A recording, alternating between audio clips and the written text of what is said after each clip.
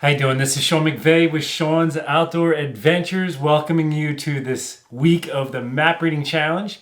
This week we are going to be following the team Men of Faith, and I kind of gave them this name because all the men on this team were very into their relationship with Jesus and their faith in God. So I actually start every hunt and every Map Reading Challenge typically with a prayer. I just don't normally film it, but I thought, since this is Team Men of Faith, we'll go ahead and hit record. So let's get into this video. We're going to be following Dan Weaver, but we're going to kick it off with a prayer. All right, gentlemen, we are about to begin the Map Reading Challenge, and 2 years running, no one has brought home a buck to camp. Let's set the tone. I want to see some buck harvest here. And early. Let's see if you guys can, if one of you can put down something with antlers tonight. And let's begin with a prayer. Lord, we turn to you with our thoughts and our hearts, and we ask for your blessing on this hunt. Let everyone be safe, protected from all harm. And we ask you to give us memorable lessons to make us better hunters. And if it be according to your holy and perfect will, Lord, please bless these men, and even myself, with some deer. And we make this prayer in your name, Jesus. Amen. Amen. Go get him, boy! Do it. Woo. Boy, I'm so I know. Questions. Dan just asked me about hiring somebody. I said, with what money? I don't make any money. Okay, Dan. You look like we're going golfing here, man. You got the. That's right. This is the professional hunting attire. There you go. You're gonna kill your deer tonight in that shirt. I love it. All right, Dan, so you are a teacher, as you told us, in the Scout. How do you get off of work? I mean, do you have a substitute filling in for you? Like, what's going on with that? I do. So, yeah, we can get a half-day substitute, so I had to put in a request, and then I had to fill out a form to make sure that there's not too many other teachers taking off. And so then they say, yes, you can have a substitute. So, the way it works is they come in at 11 o'clock because that's halfway through the day, except it's right in the middle of a class period. So like the sub comes in, I'm like, all right. They're like, I don't think it's the right place. I'm like, no, you're in the right place. They're just already started. Now, did you also take off last week? A day? No. Okay. No, that was just a Friday evening I went. Okay, you just did an evening hunt. Okay, because I know you went out hunting last weekend, and I was like, oh, this guy taking multiple days off. All right, Dan. So give me a forecast. What's happening here for you on the Map Reading Challenge? What's your prediction? Are you going to shoot a buck? Is it going to be a big buck? Is it going to be a 6-pointer? Talk to me. What's the forecast? What's your plan? I've got pretty. I don't know what my plan. All right, folks. I'm interested to see what happens. I don't know that I feel his plan is to remain curious. That's right. That's exactly right. Curious to see I feel like anytime you see a deer come by, it's like an act of grace. So sure. Now, are you gonna, like, let's say you have some does come by tonight. Are you gonna draw back, or are you gonna wait on a buck? What's your plan there? I'll just shoot both. I'm a quick draw. I mean, what if there's only a doe though? I mean, I'll shoot it. Okay. So if it's brown and down for Dan tonight, that's the plan. I'm learning from last year. He's hungry. He needs some meat. He's got 4 kids to feed. 4 kids to feed and a wife. And we're out of deer meat. Come on, you got to get it. Yeah. So I feel like from what I learned from last year, only one person shot 1 doe. So I figure any chance you get in this compressed time, you gotta take it. Like you can't dilly dally. You can't hope for something. Right. Better later. You gotta take your shot when you get it, folks. Take your shot when you get it. All right, Dan, we are going to, for the fans that are watching, they are going to see within the next few seconds or minutes what actually happened for you in this hunt, and we are going to remain curious here at base camp. Thanks so much for tuning in. And Dan, good luck winning the Bowtech, and good luck to Team Men of Faith in winning the XOP Hang On Tree Stands. Dan, tell me about your evening here, night number 1. So we're sitting in the blind tonight, and I think it was a good choice. I had a good place. I just wish I set my blind, I guess, in a little dip that was a little bit low, and I wish I would have set it in the tree line, but up a little higher. I was in kind of this field with some tree lines, and I was in this tree line, but I wish I would have been a little higher because about 6 o'clock, I had a doe come in on downwind from me, and about 6 yards away, but my movement, she caught that and ran away. And I feel like if I was up a little higher, I could have got that traveling right past me. But it was a good night and a beautiful weather, cooled off real nice, and just enjoyed sitting in there reading a lot. So it was a good evening. Awesome.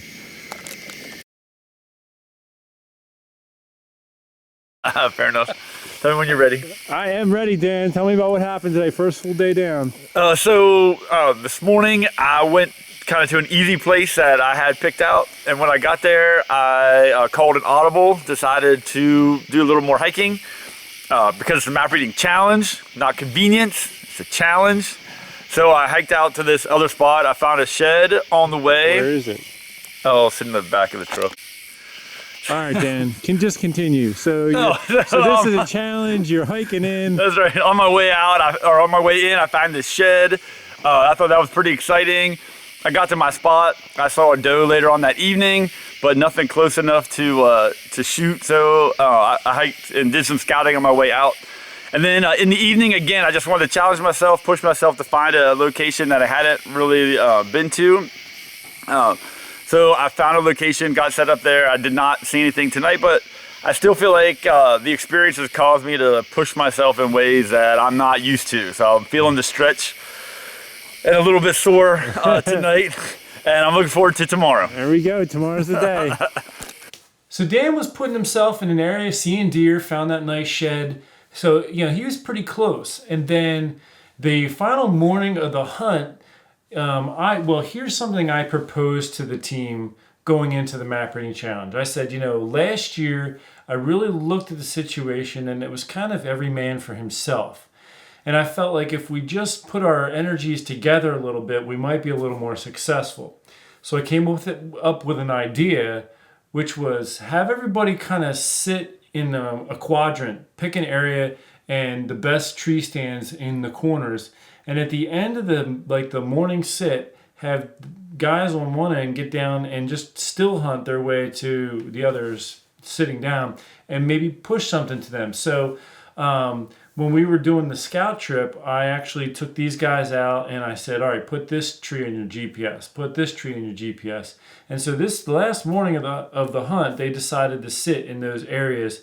And this was actually when John almost stepped on the snake, was when we were scouting this particular area. So let's check in with the guys and see how, especially Dan, let's see how Dan's making out on this last morning of the hunt.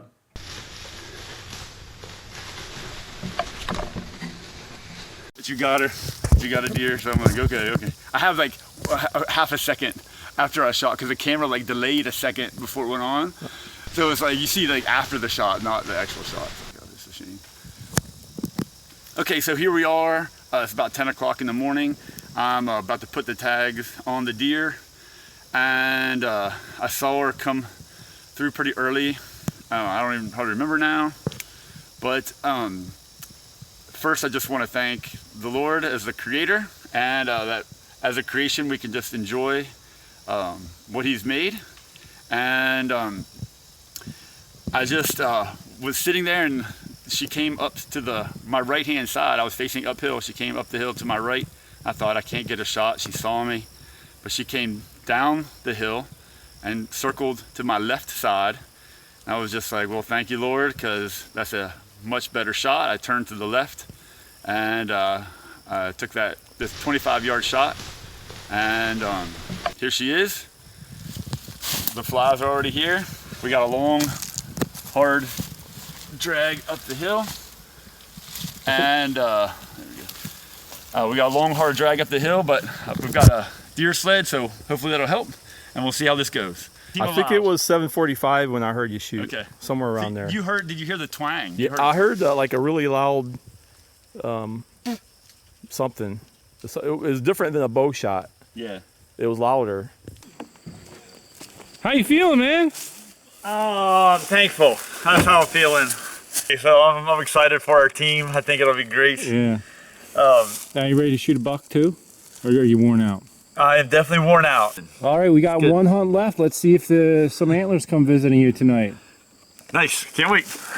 So let me just interject here real quick. Dan hit record on the little POV camera and then shot at the deer. And this is, a lot of these guys would not even bother trying to film themselves if they weren't picked to be on the Map Reading Challenge. So this whole thing's kind of new to Dan.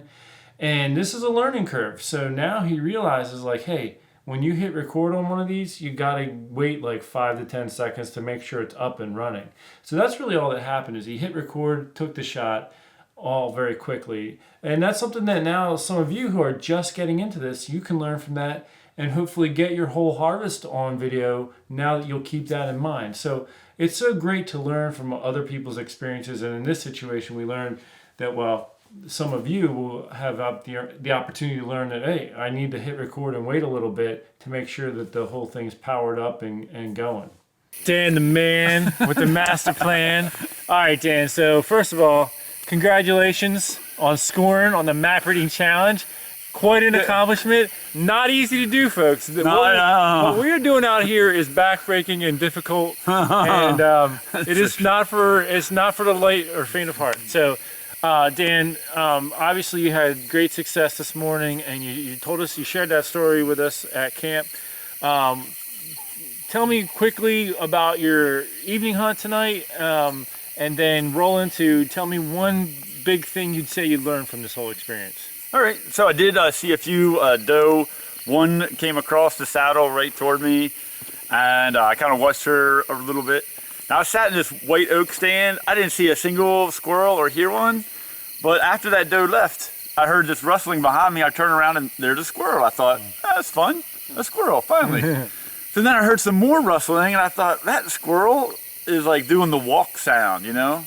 And so I spin over, and sure enough, here's two other does right there. Coming right to you. And so I just kind of watched them, and then I tried to take a picture, actually, and the flash kind of startled them, because I had picture instead of video. Right. Anyway, so they didn't know what to do with that flash, so they kind of spun around and then left. But the biggest thing I think I learned this weekend was just to keep growing, like keep pushing myself. Like I felt like this weekend was hard physically, it was hard mentally. I'm really proud of my team, but I felt like I was stretched in so many different areas that I didn't really think I was capable of.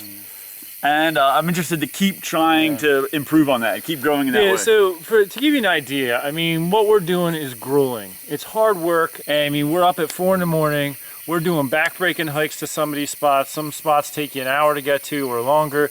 Then the setup, we've had warm conditions, sweating our brains out, bringing a change of clothes, whatever. Stopping back at camp, grabbing a quick lunch, maybe a snooze if we have time, back at it until here we are late at night, at dark, everyone's just now getting out of the woods. So folks, this is not for the faint of heart at all. So and I once had a guy who wanted to go bear hunting with me, and I told him, start working out now. Start working out all summer long. Start working out now. He did not listen to me, folks. I took him bear hunting. I started hiking him up a mountain. He had to stop every 15 seconds. I'm like, come on, dude. I thought you were working out. So, folks, those of you who want to apply to be on a future Map Reading Challenge, start working out now. But, Dan, thank you so much. It was a pleasure. You know, I enjoyed it. It was a pleasure, and we look forward to hearing more from you in the future, Dan. Great. God bless you. Well, I was really happy for Dan and proud that he was able to harvest a deer during the Map Reading Challenge and get himself some points on the board toward winning the Bowtech Range 6 and his team to help them win the XOP Air Raid Hang On Tree Stands.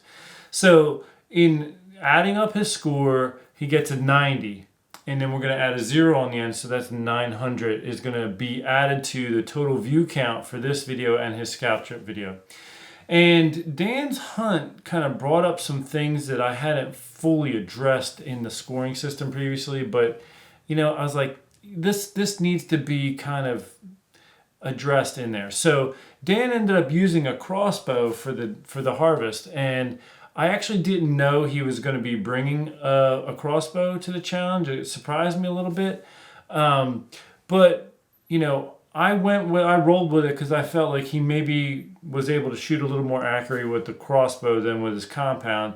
And I do have people shoot in the application video to make sure that they, you know, can hit pretty close to where they're aiming. But when we were rolling through the map reading challenge, I was getting a sense that maybe he had a little more confidence with the crossbow.